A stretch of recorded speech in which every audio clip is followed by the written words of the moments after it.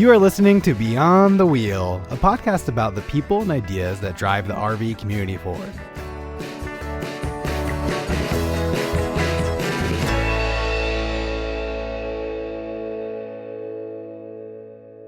Hey everybody, and welcome to the show. Today's guest is Sean Nichols from Dragonfly Energy, and we are talking about their very popular Battleborn lithium battery. Lithium batteries are transforming the way people are using their RVs today. So without any further delay, let's jump into the conversation with Sean Nichols. Okay, Sean, well, thanks for joining us. And if you could start by just telling us a little bit about yourself and how you got involved in the company. Okay, my name's Sean Nichols. I'm the Chief Operating Officer of Dragonfly Energy. We're a lithium-ion battery technology company based out of Reno, Nevada. And we also offer a line of batteries called Battleborn batteries. They're very popular in the RV industry and in marine applications. My business partner and I, Dennis Ferris, we met each other while we were going to graduate school at Nevada here in Reno. And we started Dragonfly Energy while we were going to school there, doing some business plan competitions. And eventually we started really considering the fact that we had a great idea to run a business. So we started building batteries out of our garage 4 years ago now. And now we're a full-fledged C Corp company. We've got a factory in Reno, Nevada. We produce, hundreds of batteries a day, and we've got quite a bit of people working for us. It's a very exciting time to be in lithium. Sounds a lot like Apple. Yeah, that's what I was thinking too. Yeah, it seems like a lot of good stuff starts out in the garage. I hope someday that we are a 0.1% successful as the guys at Apple. It'd be great for us. But we don't just build batteries. I think it's important to recognize that we're an R&D company. We create patents on how to make lithium batteries cheaper, and our goal is to drive down the cost of energy storage. And one of the markets we want to affect is RVs. More of a knowledge company as well as a product company. Correct. We've got an extensive team of intelligent people there working on all kinds of stuff from new battery technologies, different chemistries, different ways to build batteries, things like that. And then we have the assembly plant where we make all of our packs that we sell in the market. How did you guys come up with the name Battleborn? That's a good question. There's Nevada is known as a Battleborn state. Back in 1864, we joined the Union, and we joined the Union to support Lincoln and kind of get reelected and hopefully end the war. And that's why they call it the Battleborn state. There were only two states that joined the Union during the Civil War, West Virginia and Nevada. That's why they call it the Battleborn state. We've had that nickname ever since. Wow, I didn't know that. Nevada was such a small state back then. They were only able to muster about 1,200 troops to actually help the war effort. There was no threat of the Confederacy, attacking Nevada. It was pretty isolated at that point. But, they did send 1,200 troops over to fight, apparently. We learned all this, in school, but that's why they call it the Battleborn states. It's kind of a cool name, but the reason we came out with Battleborn batteries at the time, Governor Brian Sandoval, he does a business luncheon, the governor's business luncheon every year. And a couple of years back, they had a pitch competition at the luncheon. And so I told Dennis, I had this great idea. I wanted to launch a line of batteries called Battleborn batteries. And we went to the pitch competition. We actually got second place. I wanted to win. We got second place to a really cool snowboard company for women. It's called Coalition Snow. And they make skis and snowboards that don't suck. And they're specially designed for women. So it was a cool opportunity for us to kind of launch this line in front of our local folks here in Nevada. But, I'll tell you what, it's a world famous product now. And I think it's important for people to recognize that Battleborn name is part of U.S. history. It's just not something that we came up with. Yeah, that's really cool. So is Dragonfly and Battleborn, are they two different companies or are they one company? No, Battleborn batteries are made by Dragonfly Energy. That's the name of our company. Battleborn is our direct-to-consumer line. We've got quite a bit of momentum behind that brand, but it's marketed as a consumer product. The Dragonfly batteries they're more highly held by OEMs, installers, things like that. But the consumer story, the people that are promoting the brand in the market that love it, it's a Battleborn line. That's the more popular line with consumers, and that's how it's kind of we had this idea to launch two brands as a young company, to try to help us harness more channels, I guess. But in the end, the Battleborn it's a very popular product. It's kind of taken on a life of its own, which is great. People love it. I think it's a pretty tough sounding name. It sounds like a product that you can stand behind. So it's nice. Yeah. How many employees do you guys have? Right now, we employ 27 people. Oh, wow. Decent size then. Yeah, we're growing. I mean, we have been, we're growing all the time, and we're always working on new projects. So we employ quite a bit of people. We also employ about 6 interns from the University of Nevada, Reno, mostly in the engineering and R&D department. From time to time, I'll have a marketing intern too. But right now, the last marketing intern actually is our marketing coordinator. So we hired her full time, and so we do a lot of work with the university still, even though we don't go to school there anymore. That's awesome. Yeah, they kind of give back to the university and provide some education for the students. So I've had about 4 Battleborn batteries in my RV for a couple of months now, and we really like them. Can you just highlight some of the things that makes them different from other batteries? Sure. I mean, the Battleborn batteries, for anyone that doesn't know what we're talking about here, that's a lithium battery line. It's a drop-in replacement for a lead-acid battery in the RV. Chemistry that we use is lithium iron phosphate. It's very safe and thermally stable. It cycles thousands of times, and people like it because it gives you 2 to 3 times more power in the same amount of space that you were putting those old lead-acid batteries. I mean, there hasn't been an advance in lead acid, like a true advance in lead acid batteries since the 70s when they created an AGM battery. It's a big pain point for RVers. And I think that when you put our batteries in, what makes it different from a lead acid battery is the experience that you get out there on the road. I mean, it totally improves your camping experience. And if you're RVing, or full-time RVing like Sean is, he can attest to the fact that it adds a quality to his life. For someone who doesn't full-time RV, that just RVs over the summer, if you think about it, I mean, lithium batteries do cost more money up front, but they add value to your experience so much that you can pack your whole family up, take a couple of days off of work. That isn't free. You can get in the RV, you can get in the truck, you can tow your trailer, a couple hundred miles and park the trailer somewhere and then fire up your generator because your lead acid batteries don't work well enough for your kids to hardly watch a movie overnight. If you put lithium on board, you can pull in somewhere and camp for 3 days without ever listening to that generator. I think that's a valuable experience in itself. Yeah, I haven't turned my generator on since I put the batteries in. So yeah, they work great. So if somebody was interested in upgrading to the lithium batteries, what are some of the steps that you recommend that they need to do to determine how many they need? Like for me, I have 2 of the dinosaur batteries, we'll call them. Would I be able to replace those 2 with just one of the Battleborn, or is it a 1-for-1 type of scenario? That's a good question. I think the thing is, it all depends on what you're trying to accomplish. So the basic thing to do in the very beginning is, the first question I would ask you is, what are the 2 dinosaur batteries you're using? Are they 225 amp hour 6 volts? You have 2 in series? They're the 12 volts. So are you group 31s or? I would have to look. I actually don't know. Okay, so let's just say, for example, if they were group 31s, they'd have 105 amp hours in each one. Well, you can only, they tell you can use 50% of those batteries' power.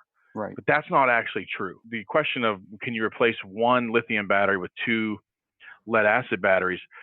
Certainly you could. It depends on the size of the power inverter you have on board on the RV.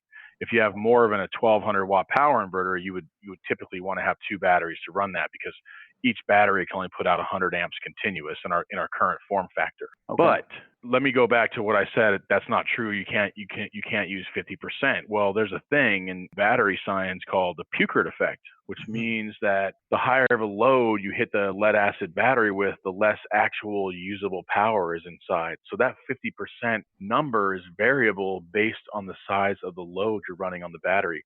For example, in some testing that we did we did some extensive testing for many RV manufacturers, and we did this one example, which I can get Sean this chart so he has it, is that you run a 225 amp hour 6 volt bank on a 50 amp load, you can barely pull out 40 amp hours out of the batteries before it gets to the 50% voltage cutoff. To 225 usable, they tell you can get 112.5, right? That's 50%, but it's not true. You can get 40. 50 amps is only 600 watts. It's not a lot of power. 30 amp load, you get about 72 usable amp hours. And then finally, when you get to only a 10 amp draw, you can get about 110 amp hours out of those batteries. And that's when they're brand new. So with lithium, no matter what the size of the load is, you can pull at 100 amps. If you pull all the power out in an hour, it's the same as pulling it out in 20 hours. You'll get the same amount of power.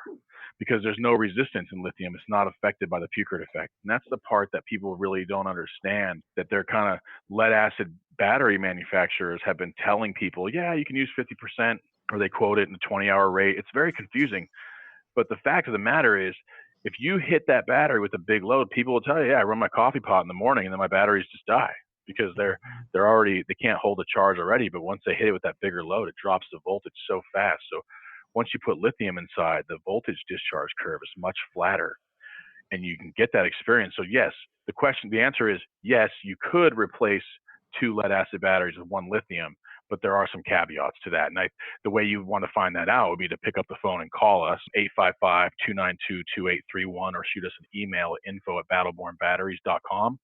And we'll be happy to walk through the questions that we need to know to help you size the battery bank properly. That way it meets your need. So getting back to maybe some basics, when you say 3,000 to 5,000 cycles, what is a cycle? Is that completely draining the battery, or is that, what do you guys define a cycle as? Okay, that's a good question. So a battery cycle, if it was a full cycle, would be charge the battery up and discharge it completely. Okay, but there's also other ways to get to a full cycle. Let's say you charge the battery up 100% and you discharge it 50%, and then recharge it back up and discharge it 50% again. That's still one cycle, because you charged it fully and took half the power out both of those times.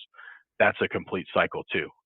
So most customers don't fully discharge their batteries every single time they cycle them. They're actually, and Sean can probably attest to this more than me, that a lot of times, especially with lithium, you might not get below 40 or 50% because you're not getting that voltage drop. So, but a complete cycle is a full charge and a full discharge. And the reason why we quote the 3,000 to 5,000 cycles is all the testing that we do is at a 1C rate. Now, what that means is we take a 100 amp hour battery and we charge it at 100 amps and we discharge it at 100 amps.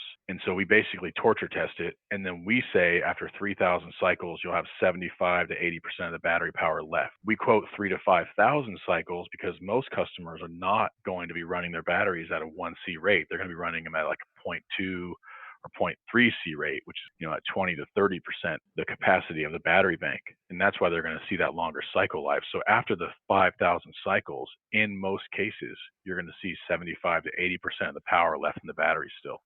So I rarely get mine below like 60, 65. I have one time gotten them down to 42%. So by recharging them after those points, I'm not losing out on any battery life. It's just not reaching a full cycle. Correct. There's no memory issues with the chemistry that we use with lithium in general. There's no memory issues. So if you're only discharging 25% of the time and then recharging fully, or 35 or 40%, it's not going to affect the battery. As a matter of fact, rapid and deep discharge don't have as much of an impact on battery life as opposed to rapid charging. So we recommend you don't charge faster than 50% of the capacity of your battery bank. That if you charge faster than 50%, that can have an effect on the battery lifespan more than discharging 100% all the time, or even rapidly all the time. The recharging is more of an effect on it. What about for somebody who's not using their RV full time, just they're using it on a part-time basis and they're not getting all those 5,000 cycles? Is there a certain amount of shelf life to the batteries? No, I mean, I think that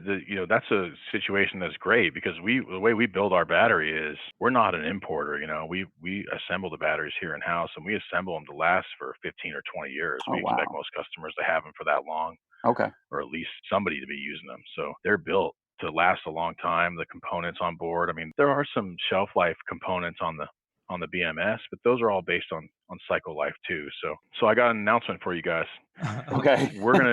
Right now we're offering a 3-year full replacement warranty with a 2-year prorated. We're going to go to an 8-year warranty with a 2-year repair warranty on the other side. So we're going to have a 10-year warranty on the batteries.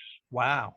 That's and incredible. There'll be some more stipulations, but that's how much we believe in the product. We've been selling it for 5 years now. We know that it can hold up to that. So we're going to be offering a 10-year warranty, 8 years for the main, and then 2 years for if we can repair the battery or sell you one at a cheaper cost, we'll do that for those extra 2 years. But it's going to be the best warranty on lithium batteries in the market. So that's something that people should really be paying attention to when they're looking at the price difference between a lithium and the dinosaur.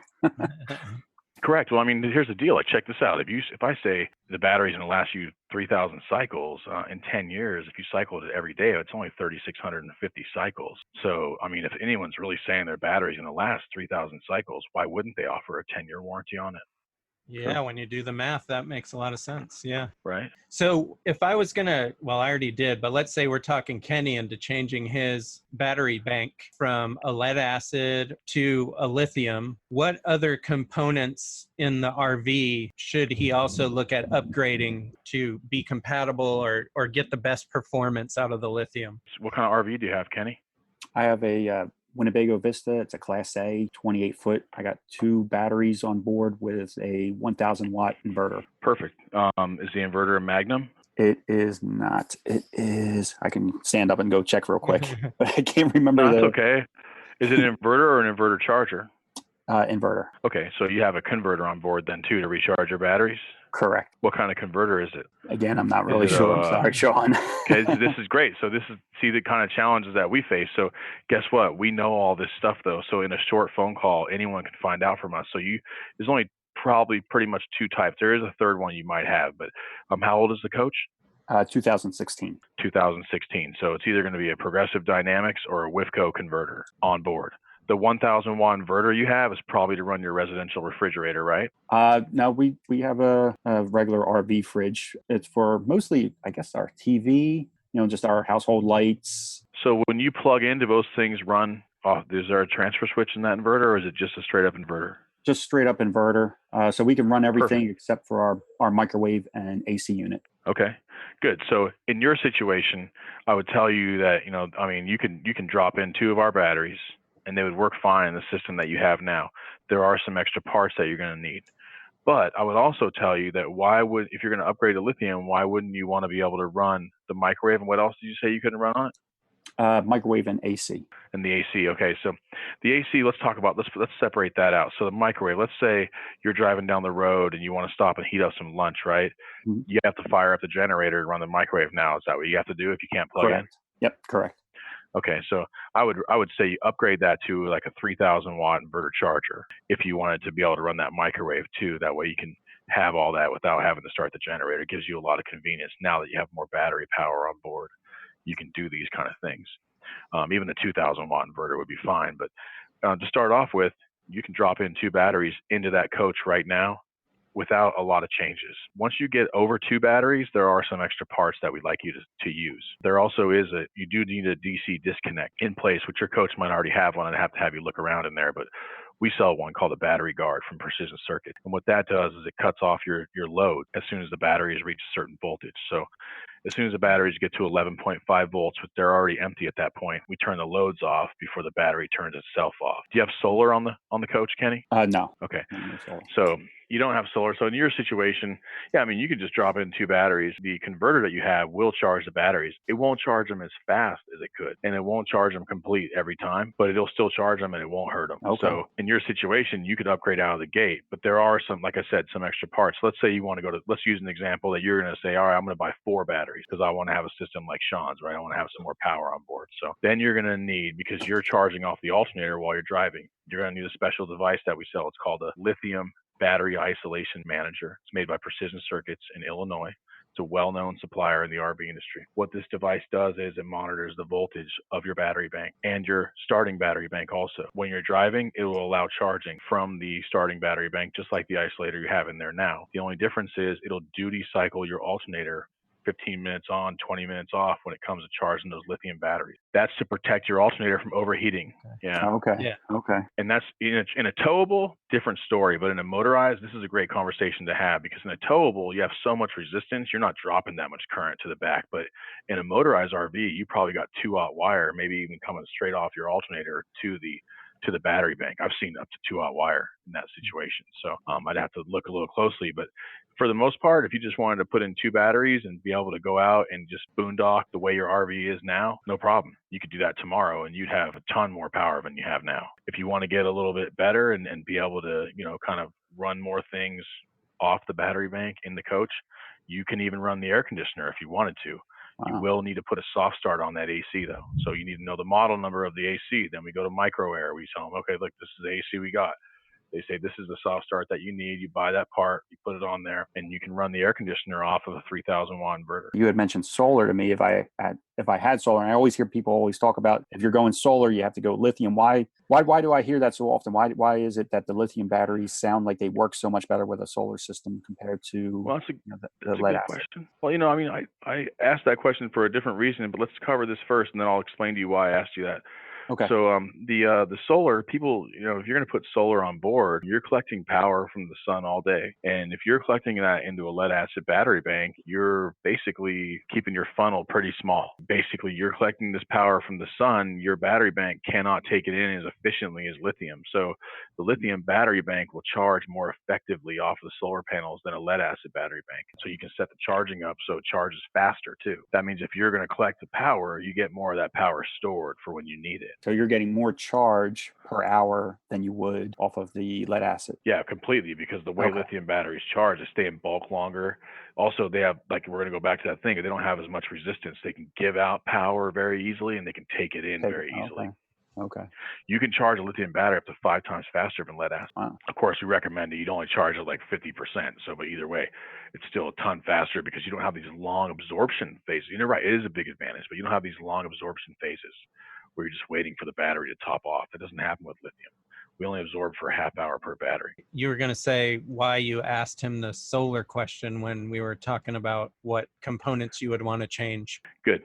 The reason I asked that was I asked about the inverter charger and the solar charge controller for a very specific reason, is that if you draw your lithium batteries down too low, they'll turn off to protect themselves. This same thing can happen with lead acid, except for they won't turn themselves off. They'll just let you ruin the batteries if you run them down too low. But the lithium battery will turn itself off. And when the batteries shut off, it's not at a high enough voltage for most inverter chargers and solar charge controllers to see it to charge it. So those devices technically need to see a battery to start charging, and it won't take a charge. So that's why it's important to have that DC disconnect in place, that battery guard. So it shuts off your loads before your battery turns off. That way, if later it's in the nighttime and then in the morning, the sun comes up and starts charging, the batteries won't be taking a charge when you think they are if you don't have the proper disconnect in place. So the lithium battery, it sounds to me, I don't know if you guys use this term, but it sounds like a smart battery, that it actually knows what's going on within its own system. Yeah, I mean, that's the funny part about it. People always think that lead acid batteries are safe and things like that, and that lithium's, people always say, oh, lithium catches on fire and whatnot. But the thing is, it is a lot smarter. It's a more intelligent power source. It's built if you have a battery management system on board, to manage itself in a way that will never allow you to damage the battery, no matter what you do to it. Can you talk a little bit about the battery management system and why is it important, and what does it exactly do? Great. Battery management system is designed to do two things. It's designed to protect you as the user, make sure that you're safe in operating this battery. It's also designed to protect your investment in the battery. See, the battery management system tells the battery what parameters it can operate in. It's basically the brain of the battery. It's going, these are your limitations. This is your voltage cutoff, your high and low, your temperature high and low. This is how much power you can take in and put out. And so our battery management system is programmed specifically to give you 100% of the power. It has surge limitations. It basically monitors everything, every condition in the battery.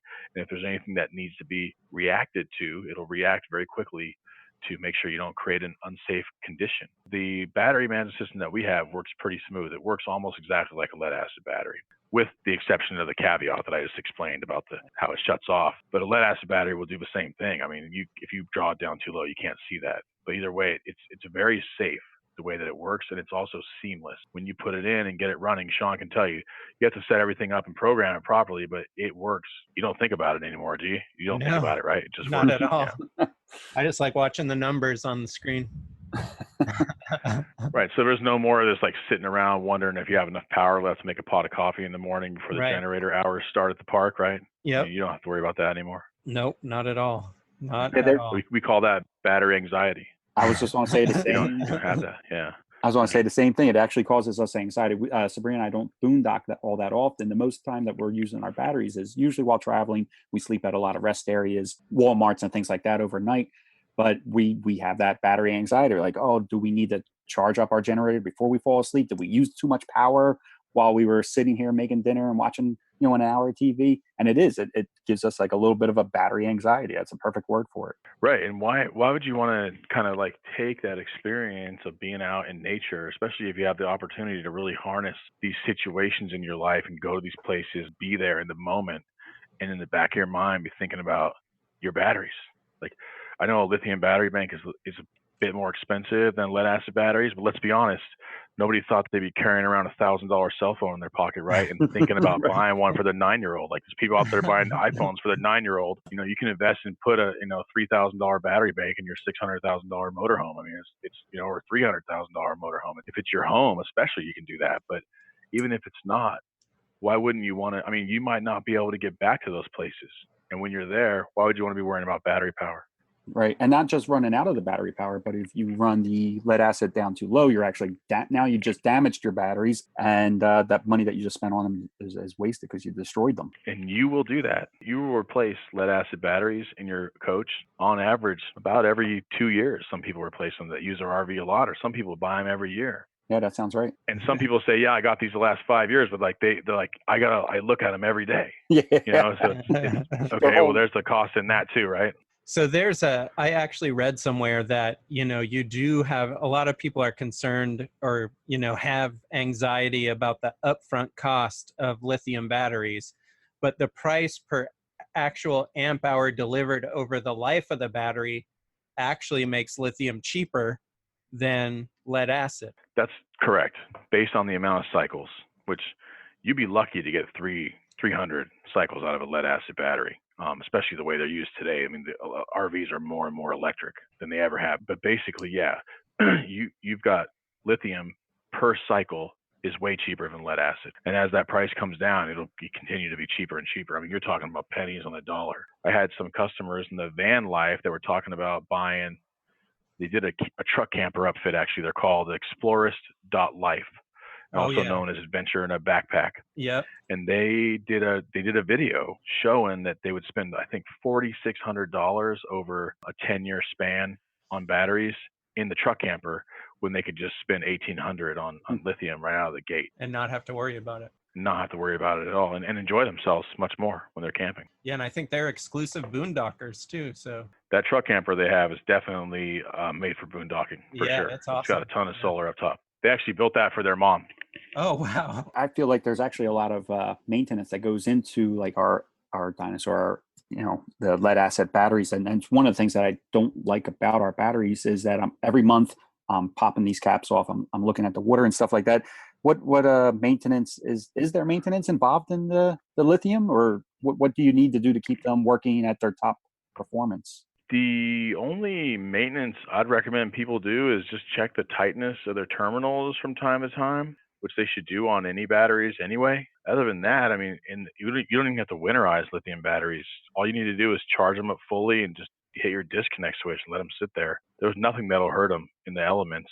We do have, a lot of times people leave their RV plugged in over the winter because they want to maintain their batteries. Right. You don't need to do that with lithium. You can just, like I said, just hit that disconnect switch. Everybody has a cutoff. You cut them off, leave them there fully charged. That way there's no parasitic draw on them. And then you come back after the winter, they'll be fine. They have a very slow self-discharge rate. There's no corrosion on the terminals. I was going to ask that. That's nice. Yeah, no corrosion on the terminals. There's no off-gassing. I have customers that keep these batteries under their bed in the RV because that way they have a temperature control, because we do have a cold temperature charging protection in the battery. So if it's below 25 degrees, it won't take a charge, and that's to protect itself from damaging itself. Remember I was telling you that you can just use the battery. You won't have to worry about damaging it. Right. A lot of companies don't have that feature. They're coming out with it now. They're following us into the market, but they didn't have it traditionally, and it was necessary. I mean, if you want this battery to last 10 or 15, 20 years, it's our job to make sure it's built to do that. And our battery management system does that for you. That way you don't have to spend a lot of time worrying about, if I leave this out here and I live in Minnesota and it gets down to -40 and my RV's parked on my side yard all winter. Well, guess what? You don't even got to take the batteries out. You can just leave them right in there. You mentioned the low temperature, 25 degrees. Is there like a temperature range that they should be operated in, like a high temp and a low temp, or will they operate in any temperature? they'll operate down below. They'll actually discharge down below that down below that 25 degrees, down to about -4. A lot of your other electronics is not going to be working great when it's that cold. So it's kind of a moot point at that. And basically that you're talking about something, I mean, as far as you get down to -4, like your inverter won't turn on. I mean, if it does, it's not going to be operating efficiently. So if it gets that cold in your RV, I don't recommend you run your system because you're gonna be hard on all the electronics in there. I hope to never be anywhere that cold. You never know. You might go ice fishing someday, right? And your heater might maybe. break. It could happen real quick, if you left it out there. True. But either way, I mean, the thing is that there is an operating range, 32 degrees up to 135. The batteries will work perfectly. As a matter of fact, when you operate a lead acid battery down close to freezing, it's got a diminished capacity, significantly diminished capacity. That's why if you charge your lead acid battery when it's too cold, it'll bulge up. You guys ever seen that happen? It swells up? Yeah. Right. That's because the fluid inside was cold and the electrolyte kind of made the battery swell up. It had too much resistance to take a charge. So lithium batteries operate great, even down close to freezing. The diminished capacity is not anywhere close to what you see in a diminished capacity in a lead acid battery. It still is diminished a little bit, but there's very little electrolyte inside the cells. So it'll deliver its power, most of the time. So anywhere from like 32, and it's not hard to keep your batteries above 32 degrees. I don't think we're not asking for much there, but 32 degrees to 135 is the operating range that I see for the battery. Once you get above 135, the battery will cut off completely. Between 135 and 140, it's a thermistor inside, so it's an internal temperature, but that's pretty hot. That is hot. And it won't charge or discharge there. And you're a US based company. Are all the batteries made right here in the United States? They're assembled here. We do get our cells from overseas. We have a strategic business partner. They're an international battery company. They're one of the largest battery companies in the world, and they help us with our supply chain. They actually are very interested in some of the technologies that we develop around manufacturing cells. We're able to get really high quality cells from overseas, that's the only place they make them right now. Our goal is to be vertically integrated in the state of Nevada, which means we'll make our cells here, make every component in Nevada. That's our goal. It's probably tough to get the raw materials in the US, right? I mean, some of the elements that you need, you just can't get them in the US, I wouldn't think. They do some lithium mining in Nevada right now, but not very much. But they do have a lot of resources in the ground still. So I don't know the exact amounts of lithium, but I do know that people say there's only one place in the world that has more lithium than Nevada, and that's Chile. So we have a ton of lithium in the ground in Nevada, but you're right. I mean, typically we don't really kind of go after our own resources here in America. We kind of hold them back. So, but I think there's other companies in Nevada like Tesla that have a vested interest in getting some of those things out of the ground. So we see an opportunity where we might be able to become vertically integrated in the state of Nevada. We'll see. Is there a 6-volt version of the battery? And if not, why not? That's a good question. We do have what we call a GC2 battery. I call it the game changer though, because it's not a 6-volt. It's a 12-volt battery that fits basically in the same footprint as the 6-volt lead acid. Oh. So we designed that battery specifically to replace a 6-volt battery. There's no reason to make a 6-volt lithium battery.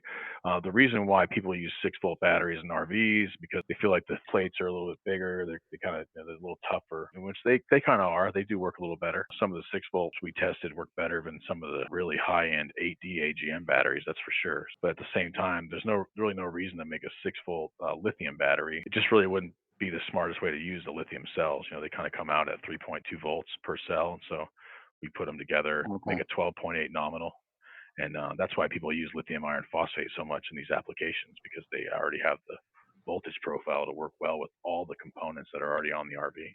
Okay, got it. That makes sense. Is the lithium a strong seller in like marine, golf carts, and I mean just car? What about our car batteries? Are people switching over to lithium for their car batteries? Every day, there's more and more markets that people are finding ways to use our batteries. Our 3 main markets are RVs, marine, and off-grid power. I think that the car starting battery kind of cost prohibitive for that right now. I mean, you don't really see the economic benefit of the battery because you're not like deeply discharging it.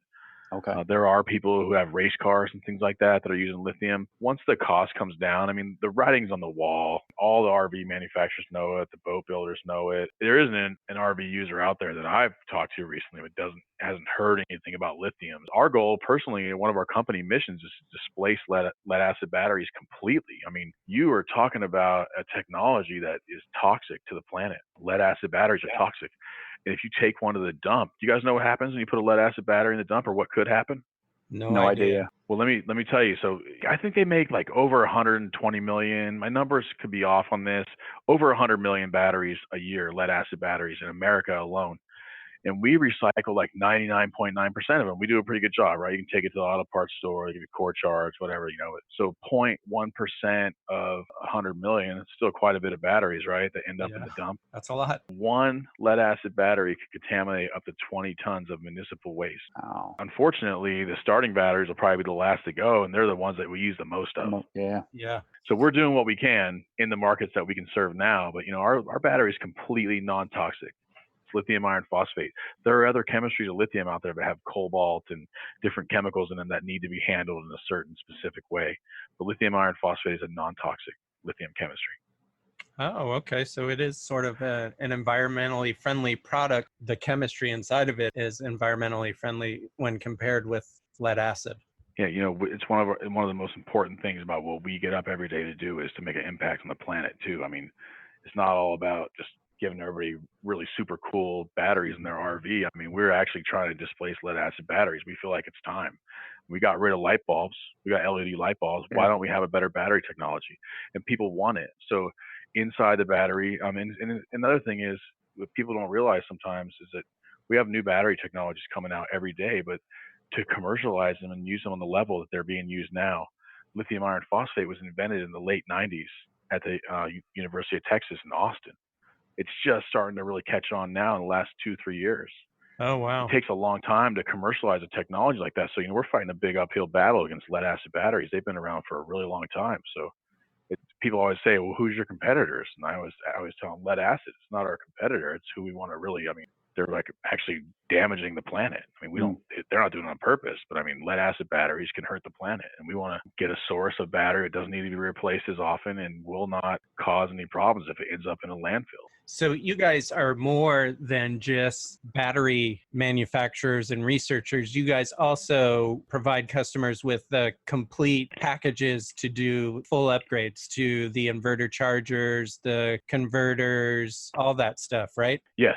At Battleborn, we have a full team of people that are experts in being able to help you kind of navigate the situation to make sure that you get the right parts to be able to benefit from the batteries 100% as much as possible. So we work with great industry-known partners. We work with Victron, Magnum, Zamp Solar. The list goes on. We do stock Victron and Magnum in-house. We're getting ready to bring on Zamp Solar. By the time this podcast launches, we'll have Zamp Solar in stock too. We work with Sterling Power. They do our battery chargers, some different marine stuff. We like to work with companies that have the programmability. So like Zamp Solar doesn't have a high programming level, but they do have a lithium profile. Victron stuff is fully programmable. It looks sharp, comes with a nice app. My team is well versed in being able to help you pick out the right components. That way you don't buy the wrong stuff. So if you're thinking about upgrading to lithium, please just take a minute, give us a call, let us help you. If you don't decide to buy all the stuff from us, that's fine. We want to help though. We want to be the expert because we're evangelizing a new technology and it's our job. It's our obligation to make sure that we educate people on how to use it properly and make sure they don't damage their investment. And we spend a lot of time with people doing that. Yeah, that's really important. And as a consumer of your product, I really like having that one-stop shop for questions about any of the products that I had. It was easy to pick up the phone and call or send an email or even look on your website. There's just about a video for everything. It's more than just buying some batteries from you guys. It's awareness of the complete electrical operation. And that's Right. important as a customer. And another thing I think, and I appreciate you saying that, Sean, it's important to us, and what's what we call it the customer experience. And when you buy a Battleborn battery, we want you to know that you're a special part of our Battleborn family, and we're going to help you out. We also give people advice on things they don't need to replace. Like when I was talking to Kenny about his converter and things like that, we want to help you save money too. It's not all about just selling you a bunch of stuff that you don't need. We want to get you what you need to make the system work right. Of course, some people might want Bluetooth apps and things like that, so they'll upgrade. But at the same time, we also spend a lot of time just telling people settings. Like they might already have this charge controller that we would normally sell them, and we just tell them how to set it up. But another thing that we do that's kind of above and beyond anyone else is we'll program the stuff for you. And before we ship, we'll open it up and set it all up. You buy 4 batteries, we'll set it up for 4 batteries, the charge controller, the inverter charger, everything. If it's a Victron system, and when it reaches you, it's already ready to go. So it essentially becomes plug and play. Yeah, that's great. That makes it easy. People like easy. Right, and there are still some components you have to buy, like maybe you might have to buy some different cables and things like that, but the devices are programmed properly, and that's the most time-consuming part of it as far as until you start installing, which you just did an install, Sean, so you got that great video series on Chicory's Travels. Yeah. It's it's a good video series. It shows people what you need to do to install it, and I think it came out. I think it seemed like to me that it was a fairly smooth process. Do you agree? Yeah, it was fairly smooth. I took my time and I made sure and looked at the product manuals before I started connecting stuff. But actually, the installation wasn't difficult at all. I mean, I thought it would be a lot harder than it was. I mean, a couple of things I had to troubleshoot, but it was stuff that I had screwed up, not anything wrong with the products. So once I figured those parts out, it really was fairly simple. So yeah, I mean, that's another thing that, I feel like we're working above and beyond with people on, is that later this year, you'll see a ton of schematics on our site of different people's installs, like what parts they had to get extra and things like that. And I'm working on getting some of those parts in stock too. That way we can really meet you guys where you need us to be at. But right now we offer just the major power components because that's the most complex part of the situation. And we also make recommendations on cable. We sell cable too and fuses, but sometimes people want to buy their own cable and we just let them know what size they need. Before I started this company, I was in the inverter industry for 7 years. And so I do know those components very well, solar charge controllers, inverters, and I take the time to teach my people about them. That way, they can get that information out to you guys. Yeah, like I said, I was initially intimidated, but after the help from Battleborn, and then there's a lot of other great RVers out there that have done some massive installs like Gary Quimby and Justin Ford and those guys, and they're willing to let you bounce things off of them too if you get stuck. So yeah, it was initially intimidating, but it turned out to be way easier than we thought it would be. It's a good point that you brought up. There's a ton of people out there using our batteries, and let me tell you what, you're one of those people, Sean, and we feel so blessed to have you. Being a fan of our products, the Quimbys, RV Love, a lot of people in the Epic Nomads movie, Geo Astro RV, opting out of normal. The list goes on. There's a ton of people out there, Lucky Charms RV, that have our batteries. And guess what? They just love them so much. They want to tell people about them. And we are very blessed. I feel like if you do something with the right intentions and you treat your customers the right way, and you go to work every day and you love what you do, people will join with you if you have the best product. I feel like as a team at Battleborn, we feel very blessed to have people like you out there trying to help us promote what we're doing. Yeah, thanks. I really do. I mean, I'm not BSing when I say it. It's really a good product, and we're so happy we decided to upgrade after our experience, of having to run a generator 10, 11 hours a day for 3 weeks. That's what a couple of weeks in Wellington, Texas will do to you, huh? Yeah. So yeah, in the heat of the summer. Yeah, it was over 100 most days. So we love them. So yeah, I can't say enough. Well, I'm glad about them. Yeah. So if people I know your neighbors there were always on Liberty. They have our batteries too, and I just met up with them last week here, and I was in Elkhart this week actually. I had dinner with them. And they love the batteries too. I know they were right next door to you, and Dan and Lisa, and Dan, he was one of those guys that would look at his lead acid batteries every day, and take a lot of time taking care of them. So that's another group out there that's a big fan of ours. So I appreciate it. So if people are considering buying Battleborn batteries, where can they get them? Do they have to go through you guys? Are there other places that they're available? Do dealerships sell them? Lots of places are selling our batteries. The dealer network grows every day. We aren't growing our online footprint as much right now. We're kind of settled with the people that we have. So the main outlet is battlebornbatteries.com. Also, you can find our stuff on Amazon. Northern Arizona Wind and Sun sells our batteries. Invertersupply.com sells our batteries. Missouri Wind and Solar sells our batteries. Also, the Alti store sells our batteries. So there are some of the larger online resellers.